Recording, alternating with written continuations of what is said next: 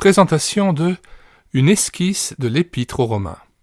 C.A. Coates. Substance d'une série d'études. Ouvrage de 1934. Les croyants au Seigneur Jésus-Christ ont le plus grand besoin spirituel d'être établis selon l'Évangile de Paul. Cela ne peut être effectué que par la grâce et la puissance de Dieu, mais on y contribuera grandement en considérant, dans un esprit de prière, l'Épître de Paul aux Romains.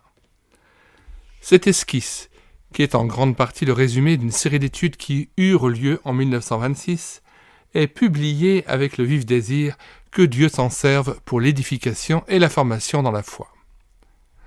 Nous lisons le début du chapitre 1. Cette épître nous présente l'évangile de Dieu développé devant les saints plutôt qu'annoncé aux impies. Elle débute par l'appel divin. Paul était un apôtre appelé, et il écrivit à ceux qui, à Rome, étaient les appelés de Jésus-Christ. Cela donne à Dieu sa place comme à celui qui est l'initiateur dans l'œuvre de la grâce. Dieu a appelé certaines personnes qui, comme effet de son appel, ont une appréciation de Jésus-Christ. Dieu voudrait que toutes comprennent les grands principes de ses voies en grâce par le Seigneur Jésus-Christ et qu'elles soient établies dans ces principes. C'est ainsi que nous avons cette remarquable épître pour nous affermir dans la grâce qui nous a été apportée. L'appel est entièrement du côté divin. Et ceux qu'il a prédestinés, il les a aussi appelés. Romains 8, verset 30. C'est une aide pour le jeune croyant qui a une appréciation de Christ de savoir que l'appel de Dieu a fait qu'il en soit ainsi. La stabilité de l'âme est communiquée à celui qui a saisi l'appel de Dieu. L'apôtre parlait avec emphase de l'appel, même en s'adressant à des gens peu spirituels comme les Corinthiens. Aussi bien que ceux de Rome, ils étaient des saints appelés, entre guillemets. C'est à ceux qui sont appelés que Christ devient la puissance de Dieu et la sagesse de Dieu. Il engage les saints à considérer leur vocation et à voir qu'il n'y a pas beaucoup de sages selon la chair, pas beaucoup de puissants, pas beaucoup de nobles. 1 Corinthiens 1, versets 2, 24 et 26.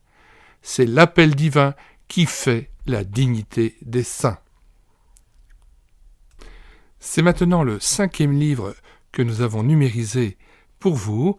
Il y a eu une esquisse du livre du Lévitique, une esquisse du livre des Nombres, une esquisse du livre de l'Exode, une esquisse de l'Évangile de Luc et maintenant une esquisse de l'Épître aux Romains. Il suffit pour télécharger ces ouvrages de se rendre sur le site internet médiathèquechrétienne.fr. Vous allez sur l'onglet Livres, vous cliquez sur cet onglet Livres et là vous avez une liste alphabétique, une liste d'auteurs rangée par ordre alphabétique. Vous cliquez sur C pour Coates, et là vous voyez tous les autres auteurs dont le nom commence par C. Vous allez à Coates, vous cliquez sur Coates, et là vous voyez les 5 ouvrages que nous avons numérisés. Il y a un onglet Lire, vous cliquez dessus, et là vous avez la possibilité de télécharger les ouvrages en Word, en PDF, ou d'écouter la présentation sur YouTube.